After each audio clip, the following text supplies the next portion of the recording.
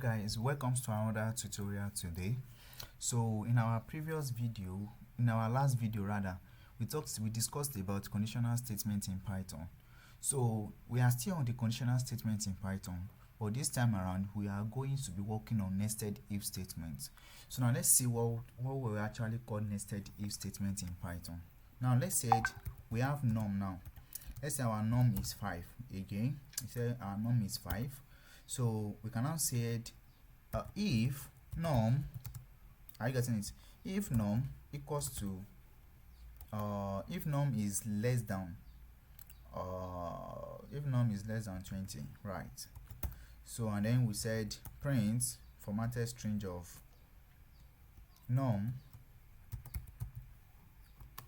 is less than 20.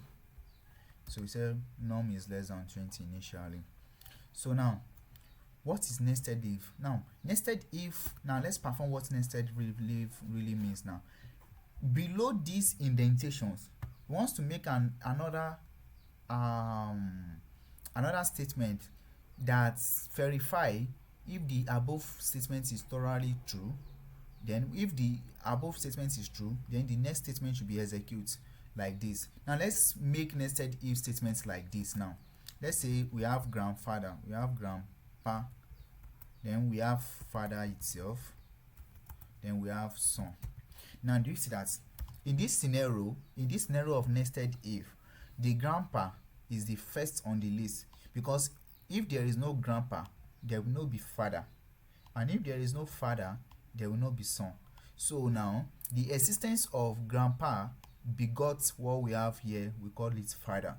Then the existence of the father begot who the son is. So now we want to relate this scenario into this Python program language called nested if statement. Now let's say if the first one on the list, let's say now we now make another if statement that said if num is less than 30. If num is less than 30, sorry, I will have to copy this guy to reduce the time of typing. So paste this, then is less than 30. Are you getting it? Now I want to make another statement called if num is actually less than 40. So then we want to change this to 40. So now this is what we called nested if. So now nested if simplified, check the indentation. So my indentation is still the same. Don't forget, this if statement is under this if statement. Why this if statement is under this if statement? So this begot this. Now take this for an instance, like this is the grandfather. You can just say this is the grandpa. Then you can just call this second if. You can just say this is the father, and then you can call the last on the list, this is son. So this is the son. So now do you see that this grandpa begot this father, and then this father begot this? Don't forget that I'm using comments at the front of this, so it's not going to affect my code. So if num is less than 20, because the condition is true, num is also less than 20, so it will say 5 is less than 20. Then this scenario, if num is less than 30, so this will happen too, because the condition is also true. So if this one is happening, the condition is also true. So in our console now we have these three conditions will be rendered. Now you see that 5 is less than 20, then 5 is less than 30, and 5 is less than 40. So now meaning that because all these code are true, so all the code is going to run.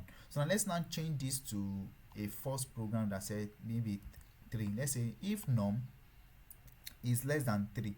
So in this scenario, none of this code will work because there is no grandpa, and if there is no grandpa, there is no father. So because this condition is not true, all the conditions under it will never work.